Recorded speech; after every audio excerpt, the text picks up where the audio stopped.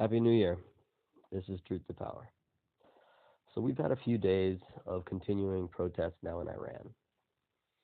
And I think in the wake of those protests, it's important to take a moment to review how terrible and awful the foreign policy of the Obama administration has been in the Middle East, and specifically with regard to Iran and with regard to the Iran nuclear deal, which is quite possibly the worst deal ever struck by a presidential administration with a foreign power.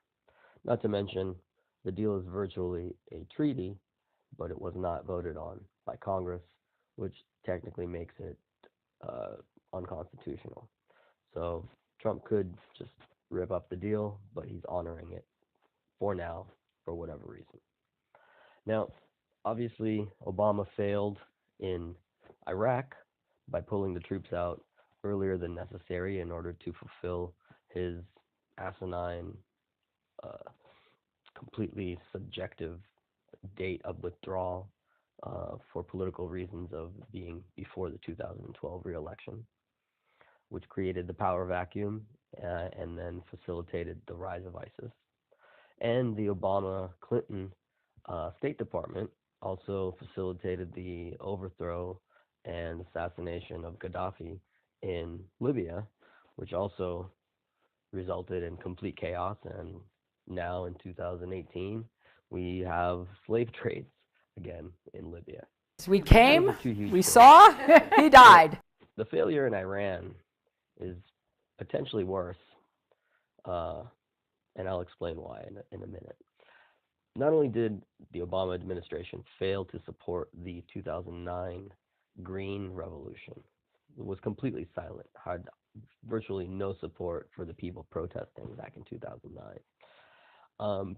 But also, the Obama administration has had what appears to be really deep-seated pro-Iran ties for basically the whole 8-year administration.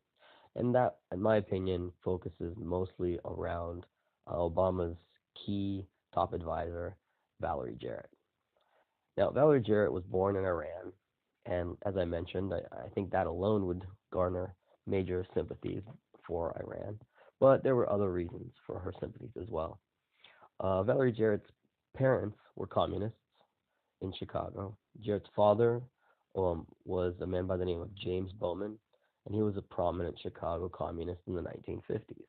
I'm not going to go into his background, but you can read more about Valerie Jarrett, her parents, and their communist ties at the David Horowitz website, Discover the Network. It's a good resource. Now, I have heard it reported on the John Batchelor podcast and other blogs as well that Valerie Jarrett's family had been friendly with an Iranian family by the name of Velayati since their stay in Iran in the 1950s. And it was reported that the Obama administration actually began talks with Iran to further the nuclear deal before the 2012 election. Now, those talks prior to the 2012 election were first reportedly conducted by Valerie Jarrett through back channels with her childhood friend, Ali Akbar Velayati. Now, Ali Velayati is also the former Iranian foreign minister and a close advisor to the supreme leader, Ayatollah Khamenei. But Velayati also has some rather problematic associations and allegations against him, which I will go into shortly. Now, we're going to change gears here and go back in the time machine to 1994. In 1994, a Hezbollah operative, Ibrahim Hussein Barrow, drove a van filled with 606 pounds of ammonium nitrate fertilizer and fuel oil into the Buenos Aires Jewish Community Center, known as AMIA. The suicide bombing killed 85 and injured more than 300 others, destroying the 6-story building which housed over a century worth of Jewish archives in Argentina.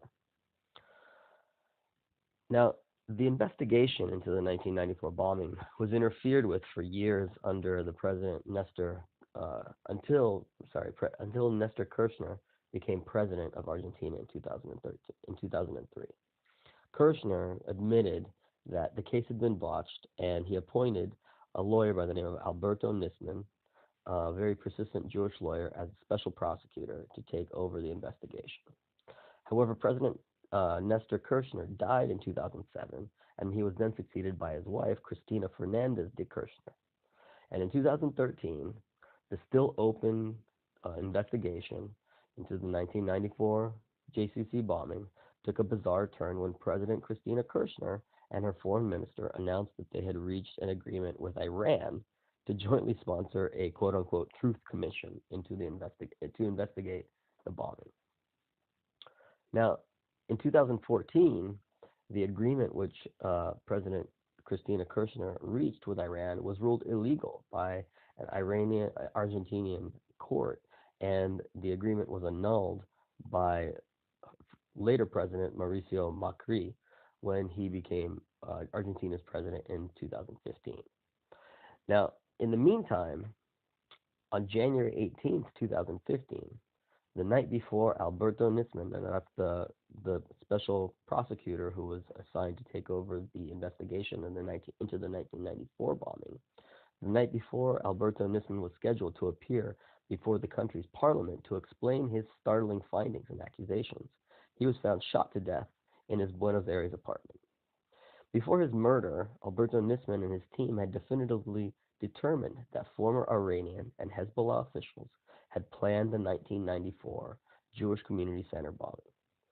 Nisman was able to show that those who planned and colluded to perpetrate the bombing were the former Iranian president Ali Rafsanjani, the Iranian Minister of Defense, the Iranian Foreign Minister, the head of the Iran's Islamic Revolutionary Guard Corps, the head of the Revolutionary Guard Corps elite Quds Force, the Iran's cultural attaché in Argentina, the secretary at Iran's embassy in Buenos Aires, and the former head of Hezbollah's external security. But the key takeaway from all of those people is that the former Iranian foreign minister, who Nisman identified as participating in the planning and facilitation of the worst terror bombing in Argentina's history, was none other than Ali Akbar Velayati, the childhood friend of Valerie Jarrett, and her trusted counterparty in the Iran nuclear deal negotiations under the Obama administration. Now, a quick update on the Argentinian side of the investigation into the 1994 bombing and the 2015 murder of Alberto Nisman. In December of 2017, a judge charged former President Cristina Fernandez de Kirchner with treason against the homeland, punishable by up to 25 years in prison for covering up the 1994 JCC bombing. So this is a bit of a background to just establish how much pro-Iranian sentiment was innate within the Obama administration during the negotiations for the Iran nuke deal. And I think that's key in establishing and determining why that deal was agreed upon, even though it was such a terrible deal for the United States.